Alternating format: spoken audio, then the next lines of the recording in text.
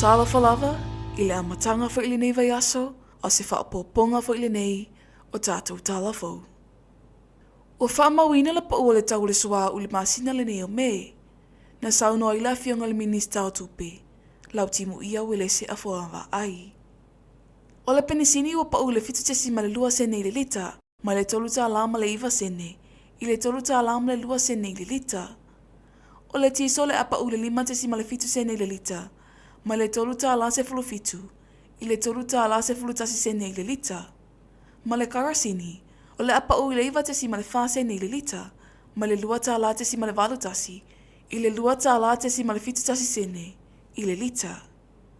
O le tau mo le masino me, sa fuafuaina mai le masino mati, i lalo le MOPS, o lo whaavase ngai le tau mo swa uu. Na whaiti tia le tau le swa u le amatanga o mati, ono le mautono le tūlanga le tamau ainga, e afua mai whainga whaavai fau, ma la fau ngai lunga o loa, le ana whaalawi loa le whainga malo fau, a Amerika. E ui na sai aise toi whaale leia le whai unga o mati, ai alo whaamoe moe pēr le tū mau le whasuga i o tau le swa u, i masina o lo o lumanai. I nisi o tala,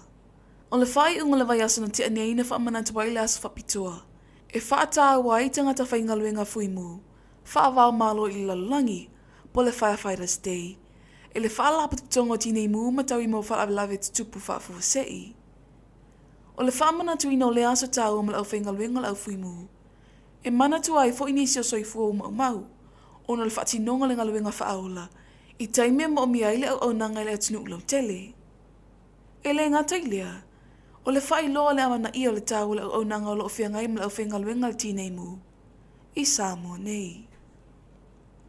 Ua mai a whina ngā logia sa malanga mai whafo, e whai a whina ngā whale tū la fongo e winga le mata upu, na a veile tangi e taitai le tua ngai, sui taitai, wha a pēla mai ngā wha upu whai a puipuia i a te taua tangata, le HRPP,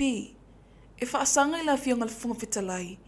i lana palo te su eile lua vai tolu le palemene, e pāsi ai teo teunga le wha avai, lua a whelua se frulima, i le masino Februari. E pēa na sila fia i le atinu, o se teimi mua mole nei talo ni tuto atasi le malo o Samoa, ua palo tai le funga whitalai, e sa ili eile lua vai tolu le palemene, e loa i le pāsia ma le te ena, o teo teunga o wha avai. Ua mai a whala sanga lo ia, ma ua whaatali nei se whai unga la fionga le whamasino sili,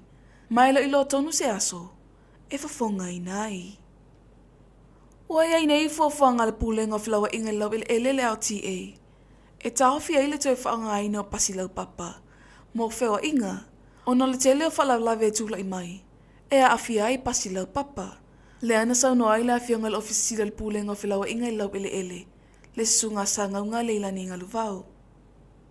O le avaenga wala ai le pūlenga, ono le manunga lava, o soifua o mau wai, ono nei whalawelawe tau ta avale, e te tupu mai, i te tonu o le atunuu. I tala muli, ua whailo e le whaia o ngaula le manusa mo se fululima, le se sunga le malu tusipisi, nisi le awhiso soani le tau aveino le awa le atunuu, ai meisio tapenanga, mo le ipo le lalalangi le masino au kuso, o le tau sanga le nei. O le ali i athia Dormak whalena lo whaatu mawina e via makapiteni. Sau no le malo i la atoa ia filifilia,